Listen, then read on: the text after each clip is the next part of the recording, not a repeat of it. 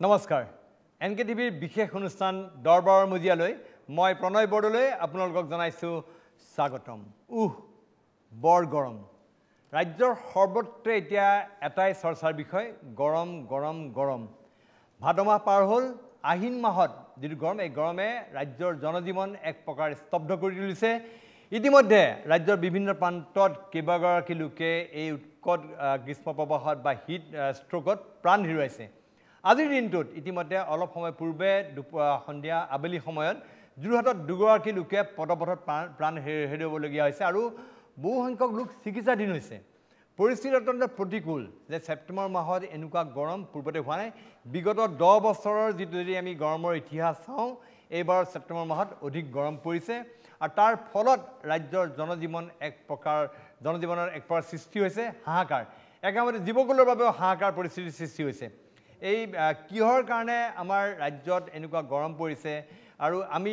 যিবিলাক আমি বৃক্ষ উচ্ছেদ এটা আমি আমাৰ মানুহে বিভিন্ন প্ৰান্তত কৰি আছে তাৰ এটা ফলশ্ৰুতি নেকি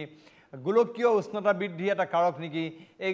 তাৰ লগতে কাৰ্বন নিৰ্গমন হ্ৰাস কৰাৰ কাৰণে আমি কি কৰিব লাগিব কেনেকৈ ইয়াৰ পৰা পৰিত্ৰাণ পাম হিট ষ্ট্ৰোকৰ পৰা আমি কেনেকৈ পৰিত্ৰাণ পাম এইবিলাক বিষয় লগতে আমাৰ কৃষকসকলৰ বিভিন্ন প্ৰান্তত হাহাকাৰ অৱস্থা হৈছে কাৰণ খেতিপথাৰত ইতিমধ্যে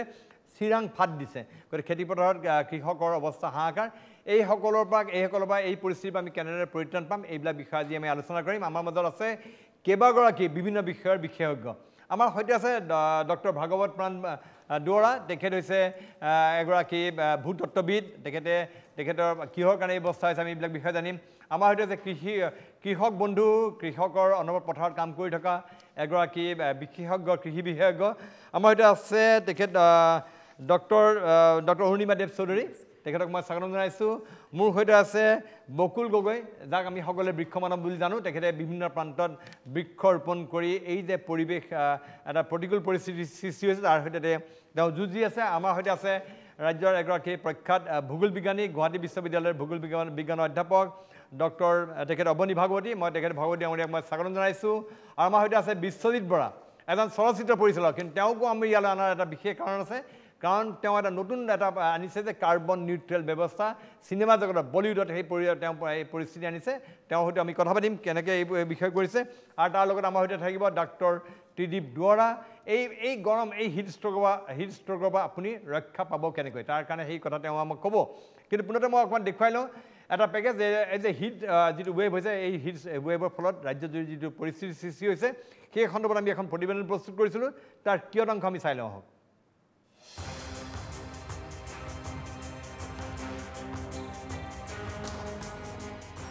আহিন নে আহাৰ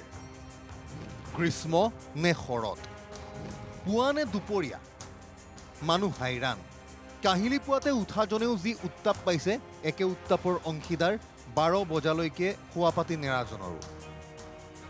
বিগত কেইবাদিনো ধৰি গড়ে 36 ডিগ্ৰীৰ তললৈ নমা নাই পাৰাস্তম্ভ যিয়ে যেনেকৈ ওলাই গৈছে মুঠৰ ওপৰত মুখ কুচাই ফুৰিছে উপায় নাই শীতল পানীৰে পিয়াহ পুৰাইছে ৰক্ষা কিন্তু পোৱা নাই ৰাজ্যে বৰষুণলৈ বাট চাইছে কেতিয়াবা এটুপ দুটুপ পৰিছে মৰুৰ পানীৰ দৰে কিন্তু খেতিপথাৰত ৰাইজৰ হাহাকাৰ অৱস্থা আঘোণত ভৰাবলৈ ৰোৱা কঠীয়া দৰালৈ চাই খাটি খোৱা কৃষকে প্ৰমাদ গণিছে নাই কোনো বৰষুণৰ চিনচাব নাই কোনো অঞ্চলত বৰষুণ পৰিলেও বহু স্থান এতিয়াও জলসংকটত ভুগিছে ৰ'দৰ প্ৰখৰ উত্তাপত দহিছে পথাৰত চিৰাল ফাট গ্ৰীষ্ময়ে কলিয়াবৰৰ সেউজীয়া কঠীয়াত ৰ'দৰ প্ৰতাপ অতি বিড়ম্বনাৰ কথাটো হ'ল যে এই পথাৰত পানী যোগানৰ বাবে আছে সৌৰশক্তি চালিত জলসিঞ্চন আঁচনিৰ 1 নম্বৰ পইণ্ট আছে মানে আছেহে কামত হ'লে নাই বিগত এবছৰে বিকল হৈ আছে 30 লাখ ব্যয় সাপেক্ষে নিৰ্মিত প্ৰকল্প ৰাইজৰ এতিয়া উপায় নাই পথাৰত পানী নাই আৰু পানী নাইকিয়া ৰোৱাবিলাক শুকাই গৈছে একে চিন্দাল ফাট দি গৈছে আৰু তাকে এতিয়া ৰাইজেতো মূৰে কপালে হাত দিবই লাগিব উপায়টো নাই মেচিন যিটো আছিলে সেইটো নচলে এতিয়া আজি এবছৰেই হৈ গ'ল আজিলৈকে ভাল কৰা ব্যৱস্থাও কৰা নাই সেইকাৰণে পানী পোৱা নাই ৰাইজে আৰু সেইকাৰণে মূৰে কপালে হাত দিছে আহাৰ খাউনত কৃষকে পথাৰত হাড় ভঙা পৰিশ্ৰম কৰাৰ অন্তত কঠীয়া ৰুই পথাৰ সেউজীয়া কৰি আঘোণত প্ৰাপ্তিৰ সপোন দেখে ভাদ আহিনত হেপাহৰ খেতি ধৰা সজাল ধৰি গেৰ ধৰাৰ সময় সমাগত পিছে এই সময়তে যোগীঘোপাৰ আহিনমহীয়া পথাৰৰ ৰূপ চাওক এয়া সেয়া আমি দেখুৱালোঁ ৰাজ্যৰ পথাৰসমূহৰ কি অৱস্থা তাৰ লগতে আমাৰ মীনপালকসকলো সমস্যাত পৰিছে বিভিন্ন প্ৰান্তত আমি দেখিবলৈ পাইছোঁ যে এটা হাহাকাৰ পৰিৱেশ সেই দৃশ্যাংশ আমি অকণমান দেখুৱাই দিছোঁ সামগুৰিৰ পৰা আমি দেখুৱাইছোঁ প্ৰতিবেদন হাহাকাৰ প্ৰখৰ ৰ'দত উতলিছে পুখুৰী বিলৰ পানী পানীত উপঙিছে হাজাৰ হাজাৰ মাছ 40-42 ডিগ্ৰী চেলচিয়াছলৈ উঠিছে পাৰাস্তম্ভ ত্ৰাহি মধুসূদন সৰিব লগা হৈছে জীৱকুলে কেৱল মানুহেই নহয় গৰমত ছটফটাইছে জীৱ-জন্তুৱে প্ৰচণ্ড গৰমত উতলিছে পুখুৰী বিলৰ পানী হাজাৰ হাজাৰ মাছ উপঙিছে পানীত এই দৃশ্য সামগুৰিৰ ৰ'দৰ তাপত পুখুৰীৰ পানী গৰম হৈ পৰাত কুইণ্টলে কুইণ্টলে মাছ মৰিছে হাহাকাৰ কৰিবলগীয়া হৈছে মীন পালকে এনেকৈ ধৰক যোৱাকালিৰ পৰা আমি ইমান গৰমৰ ভিতৰত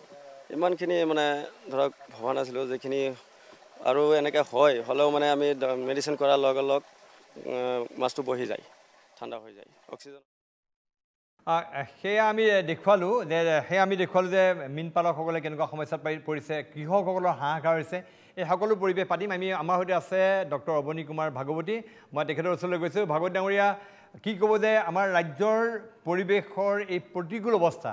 হাহাকাৰ কৰিবলগীয়া অৱস্থা এই ভাদ নহয় আহিন মাহতো গৰমৰ কাৰণে গৰমৰ প্ৰকোপত অসহ্য হৈ গৈছে ৰাজ্যৰ জনজীৱন গতিকে আপুনি আপোনাৰ প্ৰাথমিক প্ৰতিক্ৰিয়া কি এই বিষয়লৈ আপুনি যথেষ্ট চিন্তিত গোলকীয় উষ্ণতা বৃদ্ধি আৰু অন্যতম কাৰণ নেকি আপুনি কিদৰে ব্যাখ্যা কৰিব অসমৰ এই পৰিস্থিতি আজি আচলতে বৰ দুখ লগা অৱস্থা মানুহ নাইবা জীৱ জন্তুৰ যিটো অৱস্থা হৈছে এইটো দেখিলে বৰ বেয়া লাগে কিন্তু কথাটো হ'ল বতৰ আৰু জলবায়ু এই গোটেই প্ৰক্ৰিয়াটো অত্যন্ত জটিল এই প্ৰক্ৰিয়াটো বুজাটো বৰ টান আমি সকলোৱে জানো যে আমাৰ এইটো মৌচুমী অঞ্চলৰ অন্তৰ্গত গতিকে আমাৰ দক্ষিণ পশ্চিম মৌচুমী জুন মাহৰ প্ৰথম সপ্তাহত আৰু কেতিয়াবা 2 এদিন দেৰি হয় আৰম্ভ হয় আৰু জুন মাহৰ 10 তাৰিখ বা 15 তাৰিখ বা তেনেকুৱা সময়ত আৰম্ভ হৈ সেই গোটেই মৌচুমী জলবায়ুৰ দক্ষিণ পশ্চিম মৌচুমী জলবায়ুৰ প্ৰভাৱত আমি প্ৰায় ছেপ্টেম্বৰ মাহৰ মাজমানলৈকে থাকোঁ ছেপ্টেম্বৰ মাহৰ মাজমানৰ পৰা আচলতে আমাৰ দক্ষিণ পশ্চিম মৌচুমী এই যিটো বতাহ আৰু তাৰ যিটো বতাহৰ গতি নাইবা তাৰ লগত যিটো জড়িত বৰষুণ এই ছেপ্টেম্বৰ মাহৰ মাজমানৰ পৰা এইটো কমিবলৈ আৰম্ভ কৰে আৰু আমি সেইটোক ৰিট্ৰিটিং মনচুন বুলি কওঁ যে মনচুনৰ উভতনি যাত্ৰা আৰু সেইটো দক্ষিণ পশ্চিমৰ পৰা আমাৰ ইয়ালৈকে আহে আৰু ইয়াৰ পৰা তাৰমানে এছিয়া মহাদেশৰ মাজমানৰ পৰা আমাৰ এইটো অঞ্চলকে ধৰি পেলাই এইটো উত্তৰ পূব মৌচুমী হিচাপে আপোনাৰ দক্ষিণলৈ ক্ৰমান্বয়ে এইটো গতি কৰি থাকে আৰু দক্ষিণ পশ্চিম মৌচুমী আমাক বৰষুণ দিয়ে আৰু যিটো উত্তৰ পূব মৌচুমী যিটো আমাৰ এই বৰ্তমান তাৰমানে আপোনাৰ এই অক্টোবৰ মাহ নৱেম্বৰ ডিচেম্বৰ মানলৈকে সেইটো আমি কেতিয়াবা উইণ্টাৰ মনচুন বুলিও কওঁ আমাৰ শীতকালৰ মনচুন বুলিও কওঁ এই মৌচুমী বতাহে আমাৰ ইয়াতে বৰষুণ একেবাৰে কম দিয়ে আৰু এই বতাহটো সাধাৰণতে জলীয় বাষ্প আমাৰ ইয়াতে বৰ বেছি নাথাকে সেইটো আমাৰ যেতিয়া বংগোপসাগৰৰ ওপৰেৰে যেতিয়া যায় তেতিয়া আমাৰ দাক্ষিণাত্য মালভূমিৰ উপকূলীয় অঞ্চলত বৰষুণ দিয়ে কিন্তু এইবাৰ কথাটো অলপমান ব্যতিক্ৰম হৈছে সাধাৰণতে আমাৰ এই সময়ত ইমান উত্তাপ 40 ডিগ্ৰী বা 41 ডিগ্ৰী উত্তাপ কথাটো এটা অভাৱনীয় কথা আমিও আমাৰ অভিজ্ঞতাটো এইটো খুব বিৰল আমি লক্ষ্য কৰিছোঁ আজি কেইদিনমান ধৰি পেলাই আমাৰ সম্পূৰ্ণ আকাশখন মেঘমুক্ত হৈ আছে আৰু আকাশত যদি মেঘ নাথাকে তেতিয়াহ'লে সৌৰশক্তি যিটো সেইটো পোনে পোনে তাত বৰ বিশেষ আপোনাৰ প্ৰতিফলন নোহোৱাকৈ তাৰমানে মেঘৰ এটা ডাঙৰ ভূমিকা থাকে আমাৰ খুব উচ্চতাত থকা মেঘ আৰু নামনিত থকা মেঘৰ ভূমিকা বেলেগ বেলেগ গতিকে যিটো আমাৰ সৌৰশক্তি আহে সেইটো মেঘে সেইটো বস্তু আপোনাৰ প্ৰতিফলন কৰি পেলাই উভতাই দিয়ে আৰু মেঘহীন যদি আকাশ হয় তেতিয়াহ'লে সৌৰশক্তি সম্পূৰ্ণৰূপে ইয়ালৈকে পৃথিৱী ভূপৃষ্ঠলৈকে গুচি আহে আৰু ভূপৃষ্ঠৰ যিটো চৰিত্ৰ ভূপৃষ্ঠত আপোনাৰ গছ গছনি জলাশয় খেতি বাতি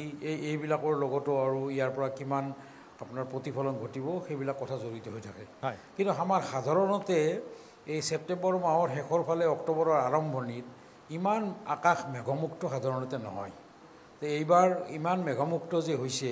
সেইটো এটা মানে অলপমান বিৰল কথা সেই কথাটো তৎক্ষণাত কৈ দিয়াও টান কিন্তু আজি মই যিটো লক্ষ্য কৰিছোঁ আজি ধৰক পশ্চিমবংগ তাৰমানে বংগোপসাগৰৰ উপকূল অঞ্চল পশ্চিমবংগ উৰিষ্যা তাত কিন্তু কিছু বৰষুণ হৈছে পশ্চিমবংগত বোধহয় কলিকাতাত টেম্পাৰেচাৰ 35 ডিগ্ৰী মানত আছিলে তাৰমানে 2:30-3টামান বজাত 35ত আছিলে আমাৰ ইয়াতে তেতিয়া কিন্তু প্ৰায় আপোনাৰ 40 কিছুমান ঠাইত 40 ডিগ্ৰী কিছুমানত 39 কিছুমানত 41 তেনেকুৱা ধৰণে আছিলে হয় আৰু লগতে আপোনাৰ নিশ্চয় হয় লগতে আপোনাৰ চাগে আৰু এটা সমস্যা আছে যিটো গৰম হৈছে আৰ্দ্ৰতাৰ কাৰণে সেইটো ফিল লাইক আপোনাৰ 55 56 হেনেকুৱা হৈছে সেই কাৰণে আৰু বেছি আৰ্দ্ৰতাটো আছে আৰ্দ্ৰতাৰ হিউমিডিটিটো যথেষ্ট বেছি আছে হয় হিউমিডিটিটো যথেষ্ট বেছি আছে কিন্তু আজিৰ যিটো মেঘৰ যিটো আৱৰণ সেইটো আচলতে আমাৰ ব্ৰহ্মপুত্ৰ উপত্যকাত প্ৰায় নাই কিন্তু আমাৰ মেঘালয় মালভূমিত মেঘৰ কিছু আৱৰণ আছিলে আৰু বাংলাদেশৰো বহুত অংশত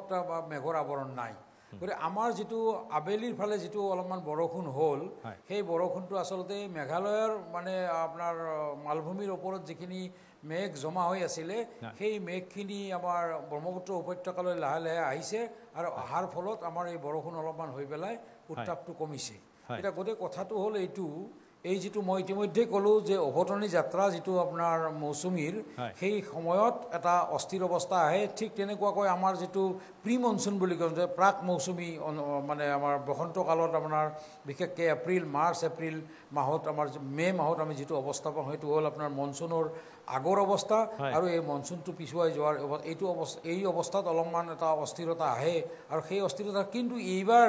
ইমান কিয় টেম্পাৰেচাৰ আপোনাৰ বাঢ়ি গ'ল এইটো কিন্তু চিন্তনীয় কথা হয় মই আপোনাৰ ওচৰলৈ ভাগৱতী মই আপোনাৰ ওচৰলৈ আহিম এই বিষয়লৈ মই এই কথা জানিব আচলতে চেষ্টা কৰিম যে কিহৰ কাৰণে এই ভাদ মাহ নহয় আহিন মাহতো ইমান গৰমৰ প্ৰকোপ হৈছে এই বিষয়ে মই জানিম মই মোৰ সৈতে এতিয়া পোনপটীয়া সম্প্ৰচাৰত সংযুক্ত হৈছে ৰাজ্যৰ এগৰাকী বিশিষ্ট চিকিৎসক ডাক্তৰ ত্ৰিদীপ বৰুৱা মই আপোনাক স্বাগতম জনাইছোঁ এই অনুষ্ঠানলৈ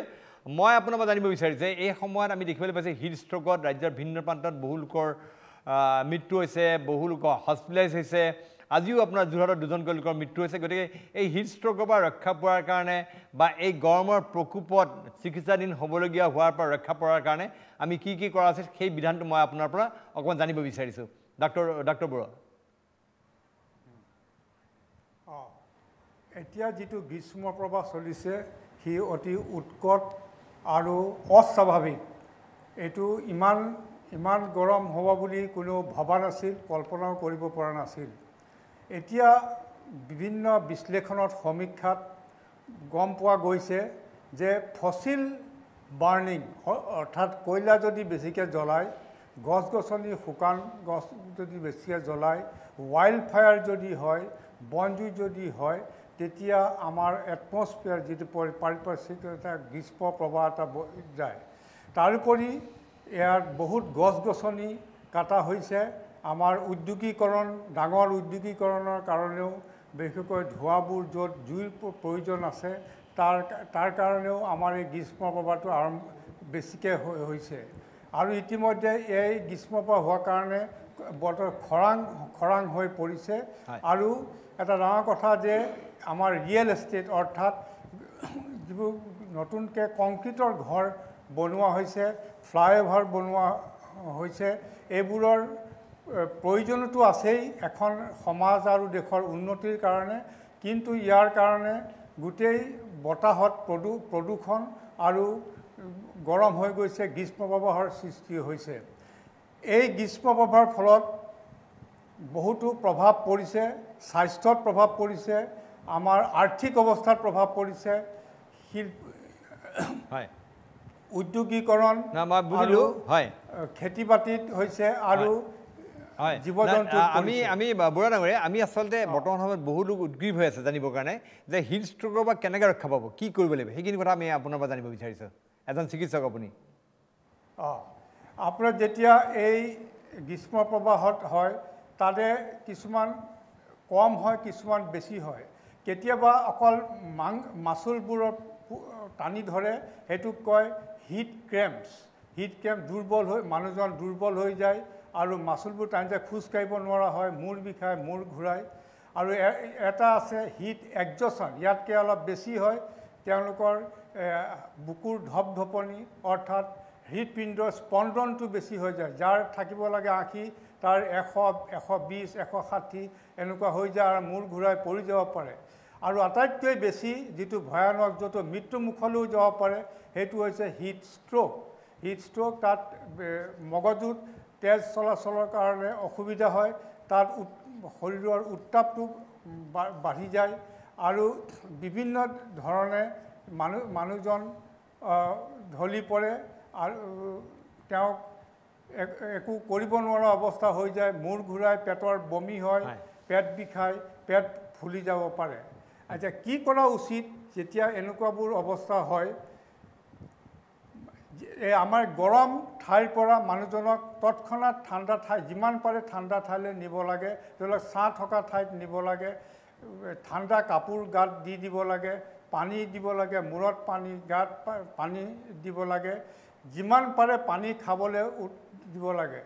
তেওঁলোকে এইটো নহয় যে আমি 2-3 ঘণ্টা মূৰত খাম তেওঁলোকে নেমু পানী চাউলৰ পানী ORS লাচ্ছি এইবোৰ তেওঁলোকে অনবৰত খাই থাকিব লাগে প্ৰায় ঘণ্টাই খালেও ইয়াৰ বহুত কামত আহিব আৰু কাপোৰৰ বেলিকা তেওঁলোকে কটন কাপোৰ কপাহী কাপোৰ যিবোৰ পাতল সেইবোৰ তলৰ কাপোৰ বা ওপৰৰ কাপোৰ কপাহৰ হ'ব লাগে খুব পাতল ধৰণৰ আৰু কেতিয়াও বেছি টান কাম ৰ'দত থকা কাম কৰিব নালাগে বা কোনো ষ্ট্ৰেনুৱাছ কাম কৰিব নালাগে এইবোৰ ক্ষেত্ৰত বিশেষকৈ যাৰ বয়সীয়াল মানুহৰ কাৰণে বেছি দৰকাৰী তেখেতসকলৰ ডক্টৰ বৰুৱা ডাঙৰীয়া মই আপোনাক এই জ্যেষ্ঠ যিসকল লোক আছে তেওঁলোকৰ কাৰণে বিশেষ ব্যৱস্থাৰ প্ৰয়োজন মই এই বিষয়ত আপোনাৰ ওচৰলৈ আহিম জানিবৰ কাৰণে মই অকণমান ডক্টৰ দুৱৰা আছে ভগৱত প্ৰাণ দুৱৰা মই আপোনাৰ পৰা জানিব বিচাৰোঁ যে এই যে যিটো প্ৰতিকূল প্ৰভাৱ পৰিছে পৰিৱেশ প্ৰকৃতিৰ ওপৰত ইয়াৰ পৰা কি কৰা আছিল আৰু এইটোতো এটা ভয়ংকৰ অৱস্থা হৈ গৈছে লাহে লাহে এইটো আচলতে আমি দুটা দিশৰ পৰা চাব পাৰোঁ এটা হৈছে এইবাৰ যিটো আমি বতৰৰ যিটো মানে ৰূপ দেখা পাইছোঁ এইটো অকল আমাৰ ইয়াতে বুলি নহয় সমগ্ৰ বিশ্বত আৰু এইটো আচলতে আমাৰ যিটো এলনিনো মানে বিষুৱীয় গৰম বতাহৰ যিটো প্ৰভাৱ সেইটো দুটা হয় এটা আমি এলনিনো বুলি কওঁ আৰু এটা লানিনো বুলি কওঁ লানিনো বুলি ক'লে সাধাৰণতে আমাৰ তাৰ দেখোঁ যে সাধাৰণতে অলপ ঠাণ্ডাৰ ফালে যায় আৰু এলনিনো হ'লে অলপ গৰমৰ পিনে আহে এতিয়া এইবাৰ যিটো তাৰ সেইটো মানে 6-7 বছৰৰ মানৰ এটা চাইকেল হয় মানে 6 বছৰ 7 বছৰৰ পিছত তাৰমানে ধৰক আকৌ এলনিনো এইবাৰ আহিলে প্ৰায় এবছৰেই মোটামুটি আছে এতিয়া আৰু সেইটোৰ আচলতে প্ৰভাৱ আমাৰ ইয়াতে আহিছে আৰু এইটো সময়ত মানে এনেকুৱা হয় যে কোনোবা জেগাত মানে বৰষুণ বহুত বেছি হৈ যায় কোনোবা জেগাত বৰষুণ কম হৈ যায় এইবাৰ আপুনি যদি চাই আমাৰ ৰাজস্থানৰ ফালে দিল্লীৰ ফালে যদি চাই টেম্পাৰেচাৰ কিন্তু বহুত কম অসমত বহুত বেছি এতিয়া হয় এতিয়া মই কোনোবা এটা দেখা পাইছোঁ যে মানে কোনোবা আৰ্টিকল এটাত গৈ থাকোঁতে মাজেদি তো আমাৰ অসমলৈ এতিয়া যিটো মানে বতাহ আচলতে মৌচুমী বতাহ বলি আছে তো দক্ষিণ পশ্চিমৰ তো সেইটো এতিয়াও আমাৰ কণ্টিনিউ হৈ আছে কিন্তু তাত মানে মইশ্চাৰটো সিমান নাই সেই মইশ্চাৰ বেছি কঢ়িয়াই অনা নাই ফলত আমাৰ এতিয়া বৰষুণ দিব পৰা নাই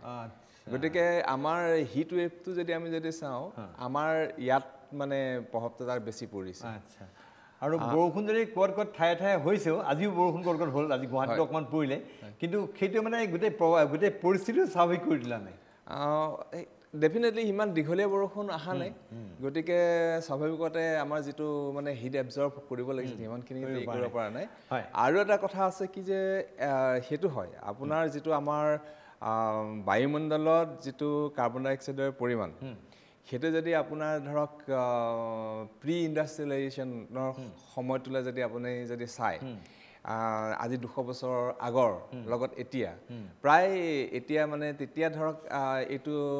300 পাৰ্টছ পাৰ মিলিয়ন মানে ইমানখিনি আছিলে এতিয়া এইটো 390ৰ ওপৰত গ'ল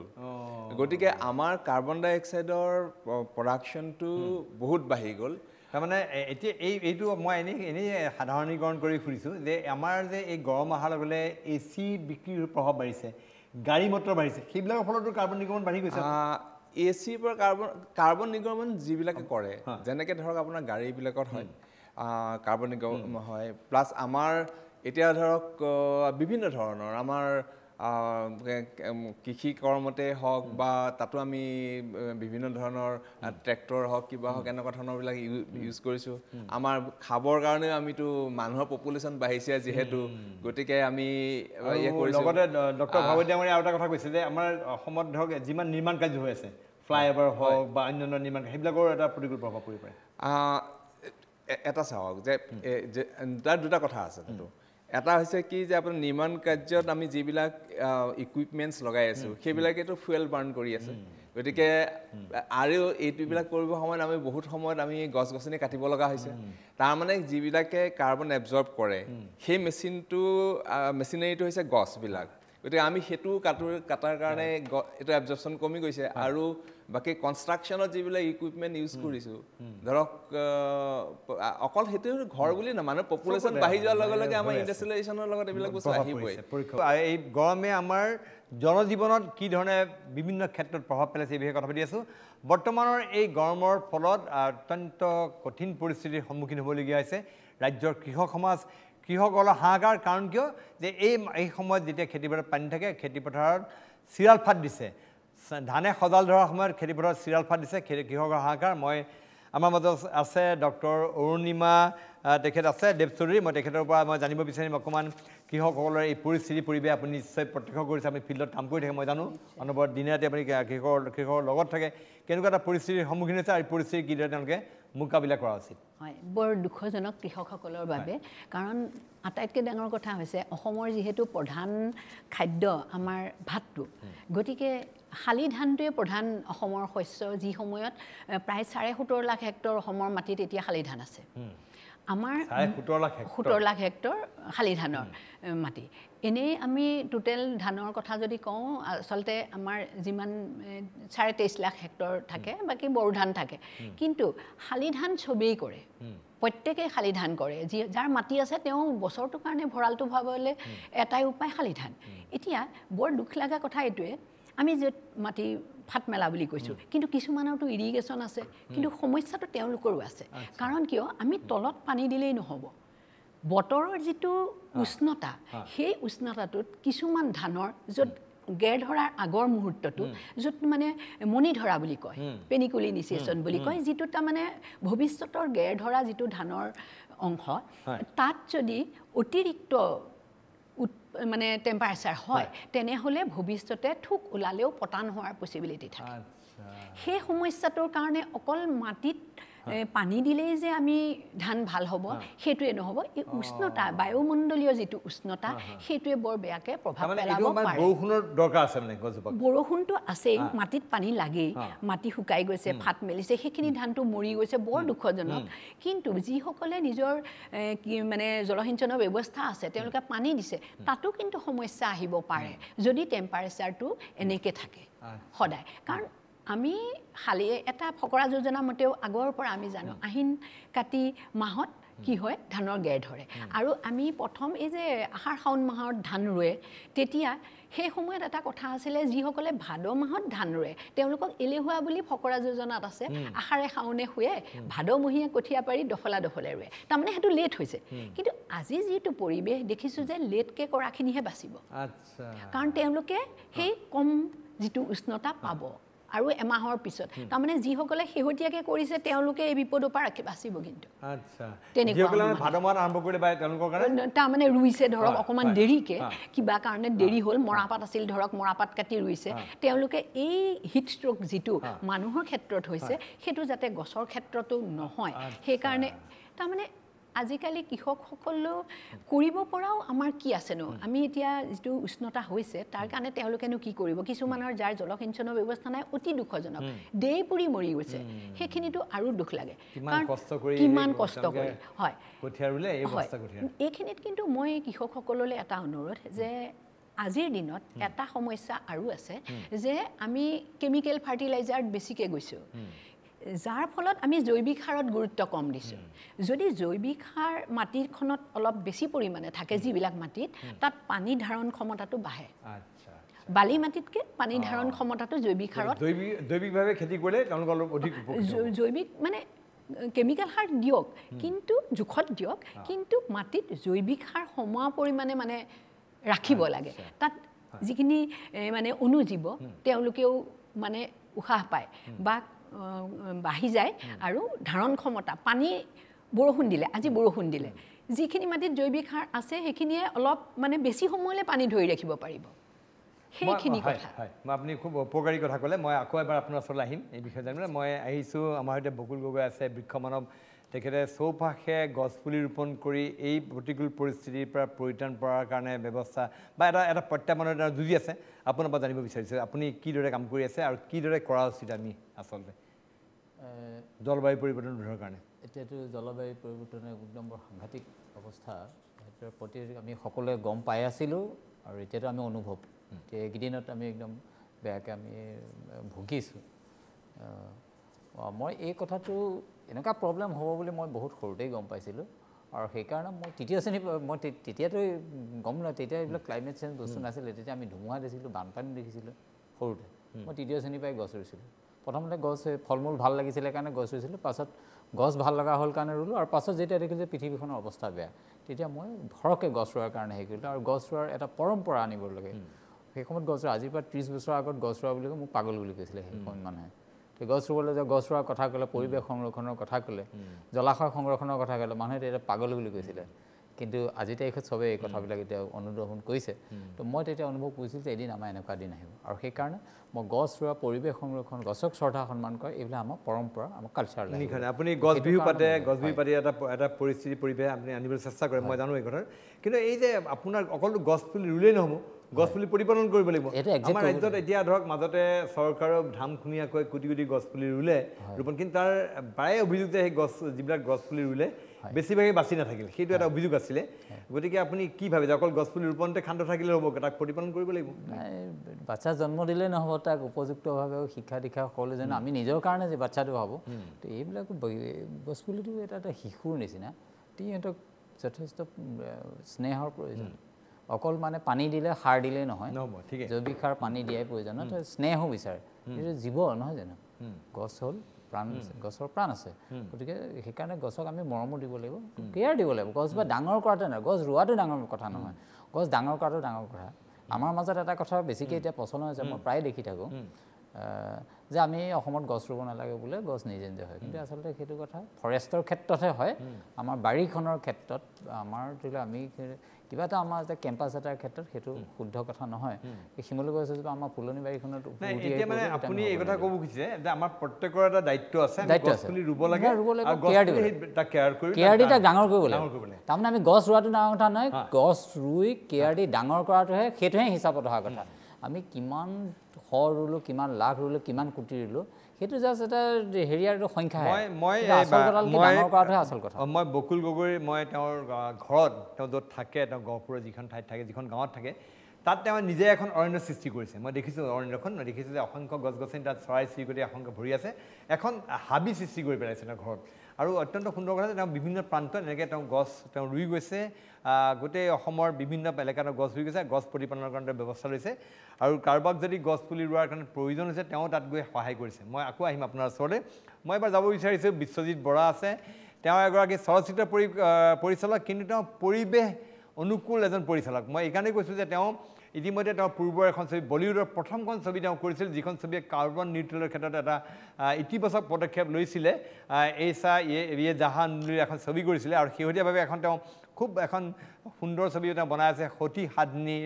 ওপৰত বীৰাংগনা সাধনী আৰু সেই সাধনী ছবিখনৰ জৰিয়তে তেওঁ কাৰ্বন নিউট্ৰেল ব্যৱস্থা লৈছে মই তেওঁৰ মুখেৰে শুনিব বিচাৰিছোঁ কি ধৰণৰ পদক্ষেপ লৈছে বিশ্বজিৎ বৰা আপোনাৰ পৰা মই জানিব বিচাৰিছোঁ এই কাৰ্বন নিউট্ৰেল পদক্ষেপ কি বলিউডত আপুনি নতুন এটা ধাৰণাৰ সৃষ্টি কৰিছে কি ক'ব এই বিষয়ে প্ৰণয়দা পোনপ্ৰথমে আপোনাক ধন্যবাদ জনাইছোঁ এই অনুষ্ঠানটোলৈ আপুনি নিমন্ত্ৰণ কৰাৰ বাবে আৰু লগতে পেনেলত বহি থকা জ্যেষ্ঠসকলক মই শ্ৰদ্ধা জনাইছোঁ আচলতে যিহেতু মই মানে অসমৰ পৰা যিহেতু গৈছিলোঁ আজিৰ পৰা 2002তে মই বম্বেলৈ অহা আৰু আহি পেলাই এটা বেলেগ পৰিৱেশ মই ইয়াত আহি পেলাই দেখিছিলোঁ কাৰণ অসমত সাধাৰণতে আমি গ্ৰীনেৰী আমাৰ ঘৰৰ কাষত মই গাঁৱৰ ল'ৰা যেতিয়া মই গোটেই ঘৰৰ এটা গ্ৰীনেৰী পৰিৱেশত ডাঙৰ দীঘল হৈছোঁ ইয়াত আহি পেলাই যেতিয়া মই এখন কংক্ৰিট মহানগৰীত যেতিয়া আমি ভৰি দিলোহি তেতিয়া আচলতে নিজকে আচৰিতেই লাগিছিলে আচলতে যে আমি গছ গছনিৰ পৰা কিমান আঁতৰত গুচি গৈছোঁ আৰু তাৰ সময়তে লাহে লাহে যেতিয়া চিনেমা নিৰ্মাণৰ কামবোৰ শিকিলোঁ আৰু যেতিয়া প্ৰথমখন চিনেমা নিৰ্মাণ কৰিবলৈ ল'লোঁ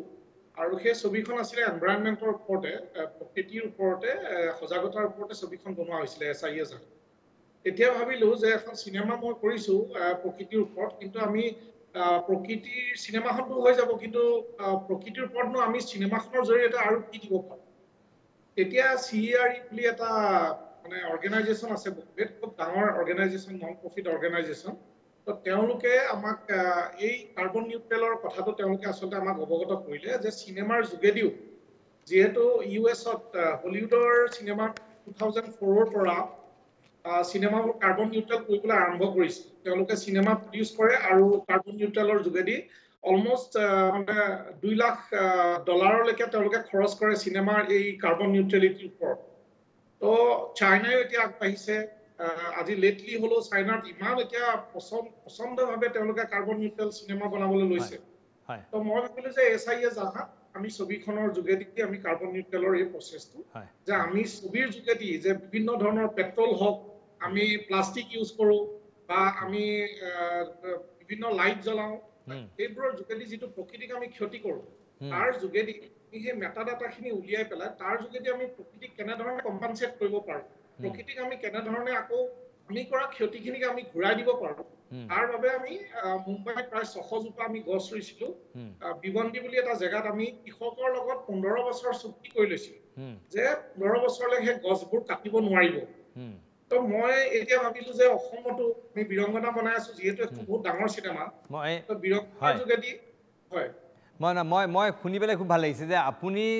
ছবিখন নিৰ্মাণৰ সময়ত প্ৰকৃতিৰ ক্ষেত্ৰত যিবিলাক ক্ষতি হৈছে সেই ক্ষতি পূৰণৰ কাৰণে আপোনালোকে গছপুলি ৰুইছে আৰু গছপুলি ৰোৱা এটা অভিনৱ আপোনালোকে প্ৰচেষ্টা হাতত লৈছে মোৰ সৈতে আছে আমাৰ ৰাজ্যৰ এগৰাকী প্ৰখ্যাত ভূগোল বিজ্ঞানী ডক্টৰ অৱনী কুমাৰ ভাগৱতী ডক্টৰ ভাগৱতী ডাঙৰীয়া মই পুনৰবাৰ আপোনাৰ ওচৰলৈ গৈছোঁ আৰু আপোনাৰ পৰা জানিব বিচাৰিম এই যে আমি দেখিবলৈ পাইছোঁ লাহে লাহে আমাৰ গৰম দেৰিকৈ পৰে বা শীতকালটো দেৰিকৈ আহে আগতে আপোনাৰ ধৰক অক্টোবৰ মানৰ পৰা আপুনি কাপোৰ অলপ গৰম কাপোৰ ল'বলগীয়া অৱস্থা হয় আজিকালি নৱেম্বৰ ডিচেম্বৰলৈকে আপুনি গৰম কাপোৰ পিন্ধিব পৰা অৱস্থা নাহে ঠিক সেইদৰে গৰমটো দেৰিকৈ আহিছে এই গোলকীয় উষ্ণতাৰ বৃদ্ধিৰ ফলতে এইবিলাক হৈছে নেকি নে কি বুলি ব্যাখ্যা কৰিব আৰু ই আচলতে আমাৰ পৃথিৱীৰ কাৰণে কিমান বিপদজনক নে আমাৰ কাৰণে মানে মংগলদায়ক কি বুলি ক'ব আপুনি নহয় আচলতে আমি এই গোটেই কথাখিনি জলবায়ু আৰু বতৰ সম্পৰ্কীয় কথাখিনি আমি তিনিটা পৰ্যায়ত চাব পাৰোঁ এটা গোলকীয় পৰ্যায় এটা বৃহত্তৰ আঞ্চলিক পৰ্যায় আৰু এটা স্থানীয় পৰ্যায় এই গতিকে আমাৰ গোটেই মনচুনৰ যিটো চৰিত্ৰ এই মনচুনৰ লগতে জড়িত গোটেই কথাটো মৌচুমীৰ লগত সেইটো গোলকীয় কথাও তাৰ লগত জড়িত আছে আঞ্চলিক কথাও আছে আৰু স্থানীয় কথা আছে মই বৰ বিশেষভাৱে আমি আচলতে এই যিটো আমাৰ বৰ্তমান যিটো উত্তাপৰ ব্যৱস্থা হৈছে বা বৰষুণ কমিছে আমি গোলকীয় কথা সদায় সেই মনত ৰাখিব লাগিব ঠিকেই কিন্তু আমাৰ যিটো অৰিহণা জগাব পৰা যিটো আমাৰ ক্ষমতা আছে সেই ক্ষমতাটো কিন্তু আমাৰ স্থানীয় বা আমাৰ অঞ্চলৰ ভিতৰতে সীমিত হৈ আছে গতিকে মই আশা কৰোঁ যে বতৰ বা জলবায়ু নিৰ্ধাৰণ কৰোঁতে নাইবা তাত চৰিত্ৰ আপোনাৰ নিৰ্ধাৰণ কৰোঁতে যিবিলাক কাৰকে কাম কৰি আছে এইটো ইতিমধ্যে দুই এজনে কথাটো কৈছে যে আমাৰ উত্তাপ বৃদ্ধিৰ মূল কাৰণটোৱে হ'ল মানে কাৰ্বন ডাই অক্সাইড নিৰ্গমন মেইনলি বা বিশেষভাৱে আৰু অন্যান্য সেউজ গৃহ গেছো আছে আৰু লগে লগে আমাৰ জলীয় বাষ্পৰ কথাটো ইয়াৰ লগত জড়িত হৈ আছে আমি এটা সাধাৰণ জ্ঞানেৰে আমি দেখিছোঁ যে কাৰ্বন ডাই অক্সাইড নিৰ্গমনৰ যিবিলাক ব্যৱস্থা যিবিলাক প্ৰক্ৰিয়াৰ মাজেদি নিৰ্গমন হয় সেইটো ক্ৰমান্বয়ে বৃদ্ধি পাই গৈ আছে আৰু কাৰ্বন ডাই অক্সাইড কমাই অনা হ্ৰাস পোৱাৰ যিবিলাক প্ৰাকৃতিক ব্যৱস্থা সেই ব্যৱস্থাবিলাক ক্ৰমান্বয়ে দুৰ্বল হৈ গৈ আছে গতিকে কাৰ্বন ডাই অক্সাইডৰ পৰিমাণটো বায়ুমণ্ডলত বাঢ়ি যোৱাটো একেবাৰে স্বাভাৱিক কথা আমি সাধাৰণ দৃষ্টিৰে ক'ব পাৰোঁ বা আমাৰ সাধাৰণ মানুহেও আপোনাৰ গাঁৱে ভূঞে চবতে তেওঁলোকৰ নিজৰ অভিজ্ঞতা আছে এখন যদি অৰণ্য আছে সেই অৰণ্যখন যদি 10 স্কোৱাৰ কিলোমিটাৰ বা 20 স্কোৱাৰ কিলোমিটাৰ মানে আপোনাৰ বিশাল তাৰ ওচৰত জলবায়ুৰ অৱস্থাটো কেনেকুৱা হয় বতৰৰ অৱস্থাটো কেনেকুৱা হয় তাৰ পৰা দূৰত কেনেকুৱা হয় নগৰৰ ওচৰত কেনেকুৱা হয় আমি সকলোৱে জানো যে গুৱাহাটী মহানগৰত এটা হিট আইলেণ্ড বুলি কওঁ আমি এটা মানে উত্তাপৰ দ্বীপ তৈয়াৰ হয় আমাৰ গুৱাহাটীৰ মানে আপোনাৰ প্ৰান্তীয় অঞ্চলত আৰু বা অলপমান গাঁও ভূঁইৰ ওচৰৰ পৰা প্ৰায় 3 ডিগ্ৰীমান উত্তাপ বেছি হৈ থাকে আমি লক্ষ্য কৰাটো দৰকাৰ যে মহানগৰৰ যিটো অৱস্থা সেই অৱস্থাটো লাহে লাহে প্ৰসাৰ লাভ কৰি আছে নেকি নাইবা গাঁৱৰ আমাৰ যিটো অৱস্থা তাতেও লাগে লাহে লাহে মহানগৰীয় এটা চৰিত্ৰ আহি আছে নেকি মহানগৰীয় মানে নগৰীয় চৰিত্ৰ আহি আছে নেকি আপোনালোকে লক্ষ্য কৰিব আজি 100 বছৰৰ মোৰ হাতত এখন 1928 চনৰ এখন মানে ৰাস্তা ঘাট দেখুওৱা এখন মানচিত্ৰ আছে আৰু আমাৰ বৰ্তমানৰ এখন মানচিত্ৰ আছে মই দেখিছোঁ ৰাস্তা ঘাটৰ জালিখন সাংঘাতিক ধৰণে ঘন হৈ আহিছে সেইটো আমি সাধাৰণতে উন্নয়নৰ এটা মানে আপোনাৰ উন্নয়ন হোৱা বুলি কওঁ ৰাস্তা ঘাট বেছি হৈছে মানে খুব ভাল কিন্তু এই ৰাস্তা ঘাট বাঢ়ি যোৱাৰ লগে লগে উত্তাপ শোষণ কৰা উত্তাপ প্ৰতিফলন কৰা কথাটো কি ধৰণৰ হৈ আছে সেইটো চাবলগীয়া কথা আমাৰ গাড়ী মটৰ বাঢ়িছে উদ্যোগৰ ক্ষেত্ৰতো কিছু বাঢ়িছে নাইবা মানুহৰ যিটো আপোনাৰ আমাৰ যিটো জীৱাশ্ম ইন্ধন সেইটোৰ কনজাম্পশ্যন লাহে লাহে বাঢ়ি গৈ আছে তাৰ ফলত কি কৰিছে সেইটো আমি চাবলগীয়া কথা তাৰপিছত আমি জানো যে আজিৰ পৰা প্ৰায় 80 বছৰ আগত আমাৰ গোটেই অসম বা ব্ৰহ্মপুত্ৰ উপত্যকাৰ প্ৰায় 45% ঠাইত আপোনাৰ উদ্ভিদৰ আৱৰণ আছিল সেই সময়ত কথাটো কেনেকুৱা আছিল তাৰপিছত আমাৰ যিবিলাক বিল খাল জলাশয়বিলাক আছে তাৰ এটা ডাঙৰ ভূমিকা আছে মই এতিয়াও কওঁ যে আজি যিটো অৱস্থা ইয়াতে হৈছে ধৰক মানে আজি কেইবাদিনো বৰষুণ নাই আমাৰ আকাশত মেঘ নাই উত্তাপ ক্ৰমান্বয়ে বাঢ়ি গৈ আছে এনেকুৱা অৱস্থা আগতে হোৱা নাছিল নেকি এনেকুৱা ধৰণে বহুদিন বৰষুণ নোহোৱা অৱস্থা এই সময়ত আৰু নোহোৱাকৈ থকা নাছিল কিন্তু ইমান উত্তাপ আমাৰ সাধাৰণতে এই সময়ত যিটো উত্তাপ থাকিব লাগে তাতকৈ প্ৰায় 5 ডিগ্ৰী 4 ডিগ্ৰী 3 ডিগ্ৰী এনেকুৱাকৈ সকলো ঠাইতে বাঢ়িছে ইয়াৰ কাৰণটো আমি কিন্তু আমাৰ স্থানীয়ভাৱেও আমাৰ ইয়াতে কি পৰিৱৰ্তন আহিল আমাৰ গৃহ নিৰ্মাণৰ ক্ষেত্ৰতে বা অন্যান্য নিৰ্মাণ ক্ষেত্ৰত ৰাস্তা ঘাট নিৰ্মাণ তাৰপিছত আমাৰ ইন্ধনৰ ক্ষেত্ৰত নাইবা গছ গছনি ক্ৰমান্বয়ে হ্ৰাস পায় আমি ভাবিছোঁ এটা কথা ঠিকেই যে আমি এটা পথ 150 কিলোমিটাৰ দীঘল সেইটো পথৰ কাষে কাষে কিছু গছ আমি কাটিছোঁ দেখাত একদম কম যেন লাগে কিন্তু 150 কিলোমিটাৰ দীঘল এইফালে সেইফালে তাৰমানে 300 কিলোমিটাৰ দীঘল আৰু তাতে যদি আপোনাৰ 20 ফুট 25 ফুট 30 ফুটকৈ যদি 300 কিলোমিটাৰ আপোনাৰ গছ কাটি দিয়া যায় তাৰ এটা প্ৰভাৱ নপৰিব নেকি এইবিলাক কথাও আমি লক্ষ্য কৰিব লাগিব মই আশা কৰোঁ যে আমাৰ গোলকীয় যিবিলাক কাৰক আছে নাইবা গোটেই আমাৰ বংগোপসাগৰ বা আমাৰ যিটো ভাৰতীয় স্থলভাগ আৰু আপোনাৰ ভাৰত মহাসাগৰ আৰু বংগোপসাগৰ তাৰ লগত আমাৰ গোটেই আমাৰ মৌচুমী জলবায়ুটো জড়িত হৈ আছে কিন্তু সেইবিলাক কথা বাদ দি পেলাই তাত আমি বৰ বিশেষ একো কৰিব নোৱাৰোঁ কিন্তু আমি যদি গম পাওঁ যে আমাৰ স্থানীয় কিছু মানে আপোনাৰ কাৰকৰ ফলত উত্তাপ বৃদ্ধিত কিবা এটা অৰিহণা যোগাইছোঁ ধৰক আমাৰ 5 ডিগ্ৰী উত্তাপ বাঢ়িছে বা 3 ডিগ্ৰী বা 4 ডিগ্ৰী উত্তাপ বাঢ়িছে তাৰে যদি গোলকীয় কাৰণত যদি 2 ডিগ্ৰী বাঢ়িছে আৰু স্থানীয় কাৰণত যদি 1 ডিগ্ৰী 1.5 ডিগ্ৰী বাঢ়িছে আমি স্থানীয় কাৰকত কিমানখিনি উত্তাপ বৃদ্ধি পালে সেইখিনি যদি আমি কিবা কেনেবাকৈ অধ্যয়ন কৰি উলিয়াই ল'ব পাৰোঁ সেইখিনি কমতটো আমি অৰিহণা যোগাব পাৰোঁ আৰু সাধাৰণ জ্ঞানৰে প্ৰত্যেকজন মানুহৰ মনত এটা ভাৱ সোমাইছে যে আমাৰ অৰণ্য লাহে লাহে কমিছে গছ গছনি কমিছে জলাশয় কমিছে তাৰ ফলতে উত্তাপ বৃদ্ধি হোৱা নাইবা আমাৰ মানে আপুনি দেখা পাব যে গাড়ী মটৰৰ সংখ্যা কিমান বাঢ়িল আমাৰ ইয়াত আমাৰ কোনেও নাজানে সেইটো কথা এই গাড়ী মটৰে কিমান আপোনাৰ জীৱাশ্ম ইন্ধন মানে আপোনাৰ ব্যৱহাৰ কৰিছে তাৰ কোনো হিচাপ নাই গতিকে এই ধৰণৰ এটা বেহিচাপৰ মাজত আমাৰ বহুত ধৰণৰ ঘটনা ঘটি আছে এইখিনি কথা খুব বৈজ্ঞানিকভাৱে অধ্যয়ন কৰি পেলাই আমাৰ স্থানীয়ভাৱে আমাৰ কৰণীয় কি বা আমাৰ কি কথাই আমাৰ মানে উত্তাপ বৃদ্ধিত সহায় কৰিছে সেইখিনি সুন্দৰকৈ আমি অধ্যয়ন কৰি লৈ পেলাই তাৰ ব্যৱস্থাটো ল'ব লাগে বুলি মই বিশ্বাস কৰোঁ আৰু এটা ব্যৱস্থা একদম জল পথ আপোনাৰ স্পষ্ট হয়তো সমগ্ৰ পৃথিৱীতে সেইটো মানি লৈছে সেইটো হৈছে অৰণ্য সেউজ আৱৰণৰ হ্ৰাস পাই হোৱাটো এটা প্ৰধান কাৰণ নিখনে আপুনি খুব সুন্দৰভাৱে ব্যাখ্যা আগবঢ়ালে আচলতে যে স্থানীয় কাৰক বহুত আছে যিবোৰ কাৰকৰ কাৰণে আচলতে আমাৰ পৃথিৱীখন আচলতে বিপদাপন্ন হৈ পৰিছে মই এইখানে সৰু এটা উদাহৰণ আপুনি আগতে গোৱালপাৰাৰ পৰা গুৱাহাটীলৈ অহাৰ পথত আপুনি দেখিবলৈ পাইছিলে সেউজীয়া গছৰ অৰণ্য আছিল, শাল গছৰ অৰণ্য। কোনো বিবেচনা নকৰাকৈ ৰাস্তা বহলৰ নামত সেই গছসমূহ সম্পূৰ্ণ উৎখাত কৰি পেলোৱা হ'ল। ৰাজ্যৰ এখনৰ পাছত এখনকৈ সংৰক্ষিত বনাঞ্চল আমি উচ্ছেদ কৰি পেলাইছোঁ।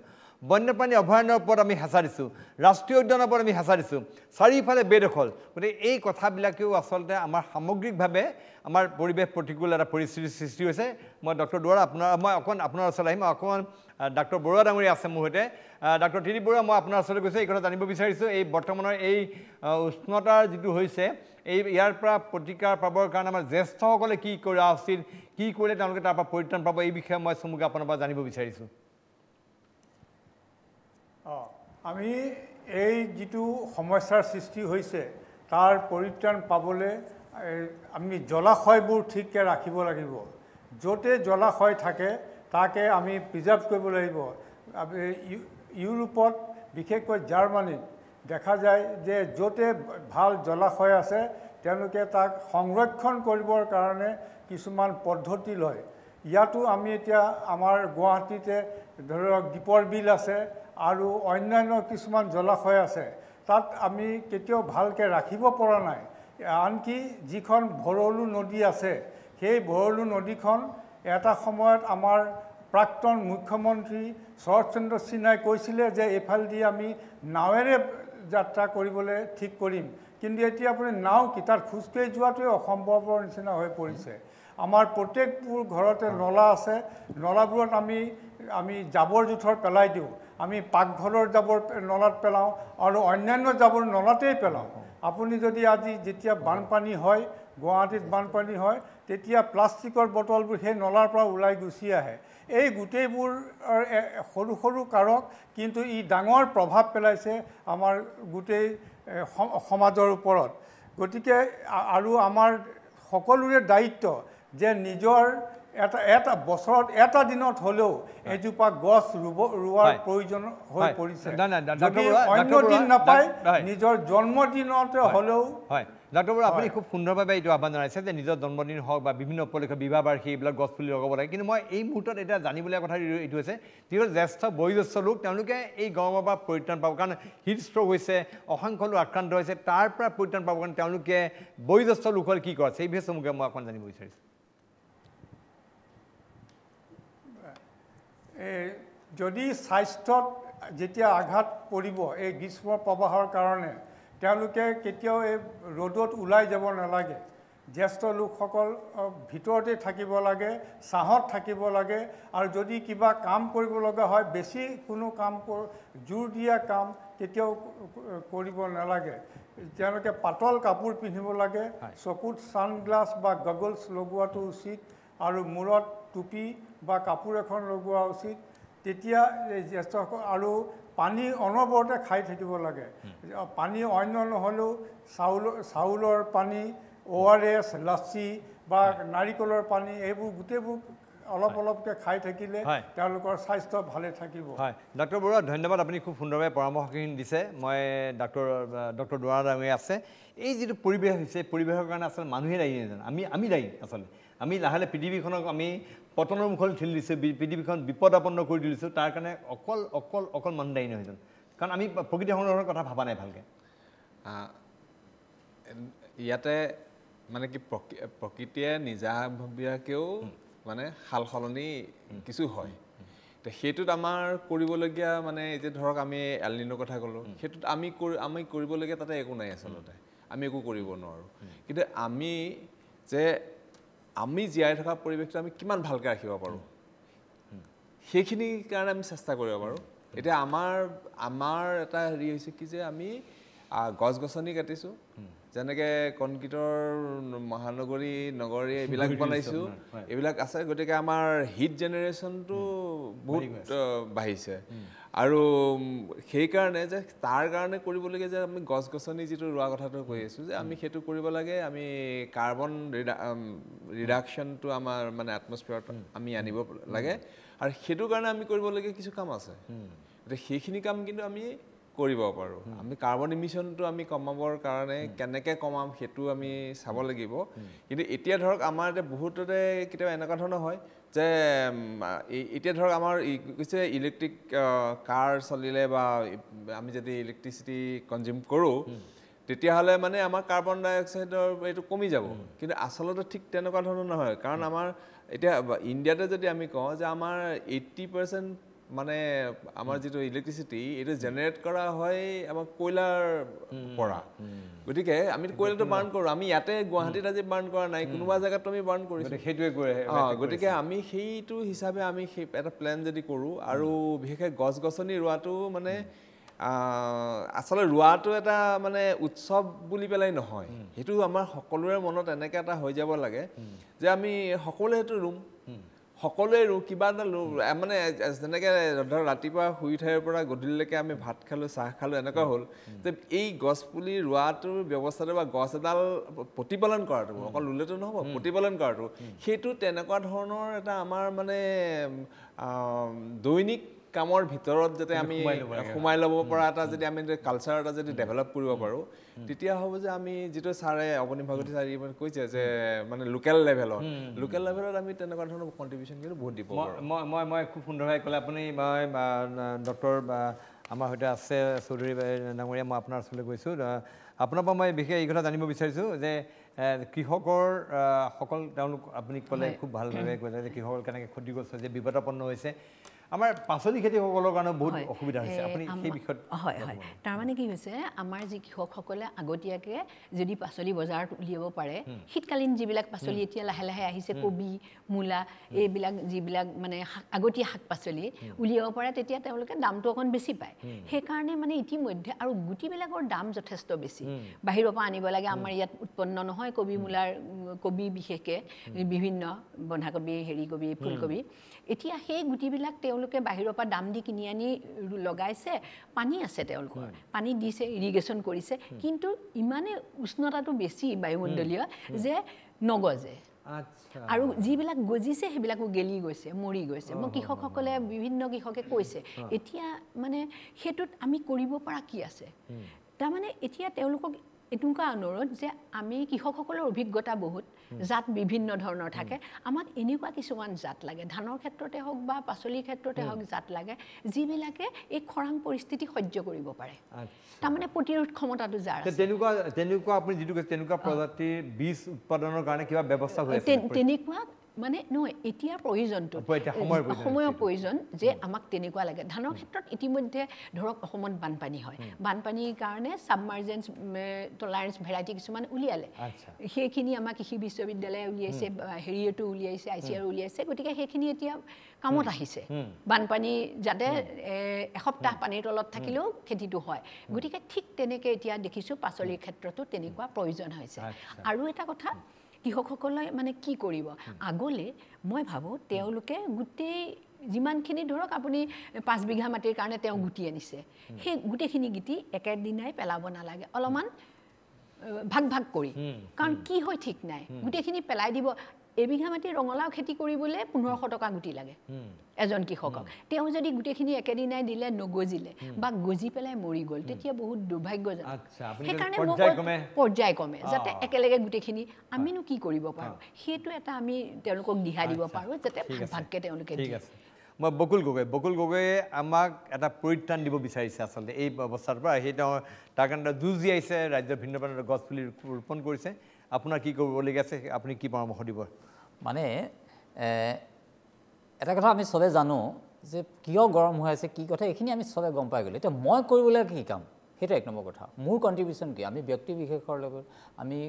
পৰিয়াল বিশেষে আমি কি কৰিব পাৰোঁ কাৰণ ইয়াত আমি বেলেগ বেলেগ ধৰণে কৰিব পাৰোঁ ব্যক্তি বিশেষে পৰিয়াল বিশেষে অনুষ্ঠান বিশেষে গভৰ্ণমেণ্ট বিশেষে দল সংগঠন বিশেষে তো দেশ বিশেষ আমি চবে ভাগে ভাগে চবৰে কামবিলাকৰ পৰ্যায়বিলাক বেলেগ বেলেগ তো আমি এতিয়া কথাটোকে মই কি কৰিম আৰু মই কি কৰিম মই সেইটোৰ ওপৰতহে আজিলৈকে ইমান দিনে ফ'কাছ কৰি আছোঁ মোৰ পৰিৱেশ সংৰক্ষণৰ 35 ইয়াৰ্ছত মই সেইটোতে হেৰি কৰি আছোঁ মই সেই গৱেষণাই কৰিছোঁ মই এতিয়ালৈকে 1800তকৈ বেছি গৱেষণাত হাত দিছোঁ তাৰ ভিতৰতে মই 170টা গৱেষণা ছাকচেছ হৈছে আৰু আজিৰ তাৰিখত গছক কালচাৰেল অনা যিখিনি চিন্তা সৰহখিনি চিন্তা মোৰে চিন্তা চলি আছে গামোচাখনলৈ গছ পুলি দিয়া মেধাৱী ছাত্ৰ ছাত্ৰীক গছৰ পুলি দিয়া গছ বিহু মেলা আদিকে কৰি আৰু মোৰ ভাল লাগিলে অকণমান আগতে ছাৰে ক'লে যে এজোপা গছ কমচে কম ৰুওক মই 10 চনতে আৰম্ভ কৰিছিল মিছন 1 ট্ৰী এজন মানুহে এবছৰত এজোপা গছ ৰুৱাৰ চবৰে এটা মিছন থাকিব লাগে আৰু যিমান বয়স সিমানজোপা গছ চবে খাৰ কৰিলে এইটো এটা নৈতিক কাম কাৰণ আমি দিনটোত আমি 3টা চিলিণ্ডাৰ অক্সিজেন খাওঁ সিম্পল কথা এটা খালে কৰিব লাগে তো আমি 3টা চিলিণ্ডাৰ অক্সিজেন খাওঁ কিন্তু ক'ৰ পৰা আহি আছে গছৰ পৰা আহি আছে তো গছটো নুলে ক'ত হ'ব গতিকে এবছৰত এজোপা গছ ৰুই ডাঙৰ কৰিব লাগে আৰু যিমান বয়স সিমানজোপা গছ অকপতে নিজৰ বয়স মই প্ৰত্যেকজন মানুহক এইটো কথা কওঁ যে নিজৰ বুকুত হাত থৈ সোধক যে মোৰ বয়স কিমান তো বয়স যিমান সিমানজোপা গছ খাৰা কৰক নিজৰ বাৰীত কৰে নিজৰ ৰাস্তাটোত কৰে নিজৰ অনুষ্ঠানটোত কৰে নিজৰ অঞ্চলত কৰে নিজৰ দেশত কৰে বা নিজৰ কৰিবলৈ সময় নাই বেলেগ দেশত হ'লেও কৰিবলৈ দিয়ক কিন্তু এজন মানুহে এবছৰত এজোপা গছ হিচাপে যিমান বয়স সিমানজোপা গছ খাৰা কৰিবই লাগিব সেইটো আমাৰ নৈতিক দায়িত্ব আৰু পৃথিৱীত যিমানখিনি মানুহ আছে চবে যদি এই কামটো কৰে ন' ডাউট ঠিক হৈ যাব আনাৰা কথা এটা যিটো মানে আমাৰ আহোম ৰজাই য'তে মানে ৰাজপ্ৰসাদ য'তে বনাইছিলে ডাঙৰ ডাঙৰ পুখুৰী চবে দেখি আছে কিয় বনাইছিলে তো সেইটো আমাৰ এনভাইৰনমেণ্ট এটমছফিয়াৰ ঠিক কৰিবৰ কাৰণে বা অন্যান্য ঠাইতো য'ত ৰাজপ্ৰসাদবিলাক আছে তাৰ কাষত পুখুৰী আছে তো এই জলাশয়বিলাকে আমাৰ এনভাইৰনমেণ্টটো ঠিক কৰি দিয়ে গতিকে আমাৰ যিখিনি জলাশয় চাওক মই এটা কথা সকলোকে কওঁ আমি জলাশয় মানে এইটো ফিচাৰী নহয় এইটো ভুল বুজি আছে এতিয়া মানে ধামধুম ফিচাৰীখনত লাগি আছে জলাশয় ফিচাৰী নহয় আমি জলাশয় সংৰক্ষণ কৰিব লাগে জলাশয় হ'ল কিডনী তো পানী ভূজল নাইকিয়া হৈছে খুব সুন্দৰ পৰা আহে মই অকণমান বিশেষ পৰা আপোনাৰ ওচৰলৈ গৈছে আমাৰ সময় কাৰণকে আপুনি সতী সাধনীৰ যিটো কাৰ্বন নিউট্ৰেল ব্যৱস্থা আপুনি ক'ত কৰিব কেনেকৈ গছ তুলিব কি পৰিকল্পনা কৰিছে আপুনি ছবিখনৰ কাৰণে মই আমাৰ গগৈ ডাঙৰীয়া যেনেকৈ ক'লে যে জলাশয়ৰ ওপৰত আমাৰ একচুৱেলি চুতীয়া ৰজাৰো একদম শেষৰজন ৰজা নীতিপালো আচলতে সেই সময়ত বিভিন্ন ধৰণৰ পুখুৰী নিৰ্মাণৰ কাৰণে পুখুৰী খন্দাৰ ব্যৱস্থা তেওঁ কৰিছিলে সেই সময়ৰ পৰা একচুৱেলি প্ৰচলন আৰম্ভ হ'ল এনিৱেজ আমি আচলতে বীৰংগনা সাধনী ছবিখন যিহেতু এই মানে ইনিচিয়েটিভ আমি লৈছো আৰু এইখন আমাৰ CM ছাৰৰ আমাৰ অসমৰ মাননীয় মুখ্যমন্ত্ৰী ডাঙৰীয়াৰ হিমন্ত বিশ্ব শৰ্মাৰ তেখেতৰ অধীনত মানে আমাৰ যিটো তেওঁ এককালীন সাহায্য দিছে আমাৰ চুতীয়া জাতিলৈ এই চুতীয়া উন্নয়ন পৰিষদৰ বেনাৰত ছবিখন নিৰ্মাণ হৈছে আৰু এই ছবিখনৰ এইকাৰণে মই ভবা হ'ল যে আমি মই সময় একদম কম আপোনালোকে এই যে গছ পুলি ৰুব এইখনৰ কাৰণে কাৰ্বন নিউট্ৰেল ব্যৱস্থা কৰিব ছবিখনত আপোনালোকে প্ৰকৃতি অনুকূল এটা ইয়াৰ কাৰণে ক'ত ৰুব ক'ত প্ৰতিপালন কৰে সেইটো মই জানিব বিচাৰিছোঁ আমাৰ মানে যিটো আমাৰ নেশ্যনেল কাৰ্বন মেনেজমেণ্ট এছ'চিয়েশ্যন দিল্লীৰ এটা অৰ্গেনাইজেশ্যন তেওঁলোকে আগবাঢ়ি আহিছে আমাক এই কামটোত হেল্প কৰিবৰ কাৰণে এনে বিভিন্ন ধৰণে কৰিব পাৰে কিন্তু কাৰ্বন নিউট্ৰেলৰ যিটো চাৰ্টিফাইড যিটো কাৰ্বন নিউট্ৰেলিটি হয় এখন চিনেমা তো তেওঁলোকে আমাক চাৰ্টিফাইড কৰিব আৰু ইণ্ডিয়ান আৰ্মি আৰু ভাৰত চৰকাৰৰ এটা সংস্থাৰ লগত তেওঁলোকে জড়িত হৈ পেলাই আচলতে এই কামটো ক'ত কৰিব অসমত নে বাহিৰত কৰিব আমি অসমত কৰিম যিহেতু অসমত ছবিখন গুৱাহাটীত যিহেতু ছবিখন ঠিক আছে বিচাৰি পৰা আপোনালোকে এটা ব্যতিক্ৰমী পদক্ষেপ লৈছে নিঃসন্দেহে আপোনাৰ এই পদক্ষেপ নিঃসন্দেহে প্ৰশংসনীয় আপোনাক মই এই কথাৰ কাৰণে শুভেচ্ছা জ্ঞাপন কৰিছোঁ কামটো ভালকৈ কৰক এই ইয়াৰ পূৰ্বতো কৰিছে মই শেষত অকণমান ডক্টৰ ভাগৱতী ডাঙৰীয়াৰ ওচৰলৈ গৈছোঁ আপোনাৰ এই মুহূৰ্তত এই ডক্টৰ ভাগৱতী ডাঙৰীয়া আপোনাৰ এই মুহূৰ্তত আমি আচলতে মানৱ জাতিয়ে আমি এই যিটো অসহ্যকৰ গৰম হৈছে তাৰ পৰা পৰিত্ৰাণ পোৱাৰ কাৰণে আমি কেতবোৰ পদক্ষেপ ল'ব পাৰোঁ এতিয়াও কি লোৱা উচিত চমুকৈ আপোনাৰ পৰা একদম সময় আছে মই যিটো মাইক্ৰ' ক্লাইমেট বুলি কয় একেবাৰে সৰু ঠাইৰ যিটো মানে জলবায়ু তাত আমাৰ বতৰ তাত আমাৰ কৰিব পৰা যথেষ্ট আছে মই দীঘলীয়া নকৰোঁ ইতিমধ্যে কৈছোঁ মই দেখিছোঁ গছ কটাৰ কাৰণে অত্যাধুনিক যন্ত্ৰ পাতি আমাৰ ইয়ালৈকে আহিছে মুহূৰ্ততে এজোপা বৃহৎ গছ ধাৰাসায়ী কৰি দিব পাৰি সেই একেধৰণে গছ ৰোপণৰ কাৰণে কিবা অত্যাধুনিক যন্ত্ৰ পাতি আমি ক'ৰবাৰ পৰা আনি ব্যৱস্থা কৰিছোঁ নেকি নে কেৱল কোৰ আৰু দাখন লৈ পেলাই দুটা খুঁটি লৈ পেলাই ঘূৰি আছোঁ মই আশা কৰোঁ কটাৰ কাৰণে যিবিলাক যন্ত্ৰ পাতি আমি আনিছোঁ অত্যাধুনিক তাৰ সংখ্যা কমাব লাগে আৰু ৰোপণৰ কাৰণে অত্যাধুনিক ব্যৱস্থাৰ আমি ব্যৱস্থা কৰিব লাগে আৰু সেইটো কৰিলে আমাৰ স্থানীয় জলবায়ুৰ ক্ষেত্ৰত আমি অৰিহণা যোগাব পাৰিম ধন্যবাদ ঠিক আছে ধন্যবাদ জনাইছোঁ আচলতে মোৰ সময় শেষ হ'ল আমি এই মুহূৰ্তত আচলতে সকলোৱে এইটোৱে আহ্বান জনাওঁ যে এই মুহূৰ্তত সকলোৱে জানে আপোনালোকে বৃক্ষৰোপণ কৰক আৰু এই পৰিস্থিতিৰ পৰা যদি পৰিত্ৰাণ কৰিব পাব বিচাৰিছে গছ পুলি ৰুৱক আৰু অন্যথা ইয়াৰ বিকল্প কিন্তু একো নাই পুনৰবাৰ মই সময় একেবাৰে অভাৱ পুনৰবাৰ মই আটাইকেইগৰাকী পেনেলিষ্ট ডক্টৰ দুৱাৰা আমাৰ ডক্টৰ চৌধুৰী মই কিবা বকুলি কিবা ক'ব মই এটা কথা ক'ব বিচাৰিছোঁ আমি যিবিলাক গছ ৰুই আছোঁ গছ ৰুৱাৰ মই বেলেগ এখিনি টেকনিক মই ডেভেলপ কৰিছোঁ ডাঙৰ গছ ৰুব লাগে যাতে গৰু ছাগলী আমি থিতাতে ঢুকি নাপায় সেইটো গভৰ্ণমেণ্টৰ লাভ গভৰ্ণমেণ্টে ডক্টৰ ভাগৱতী ডাঙৰীয়া গছ ৰুৱাৰ যিটো কাম কৰিলে এইটো ভাল কৰিলে কিন্তু ডাঙৰ গছ মই আন্তৰিক ধন্যবাদ জ্ঞাপন কৰি আমাৰ বিশেষ অনুষ্ঠান দৰবাৰ মজিয়াৰ পৰা বিদায় লৈছোঁ ধন্যবাদ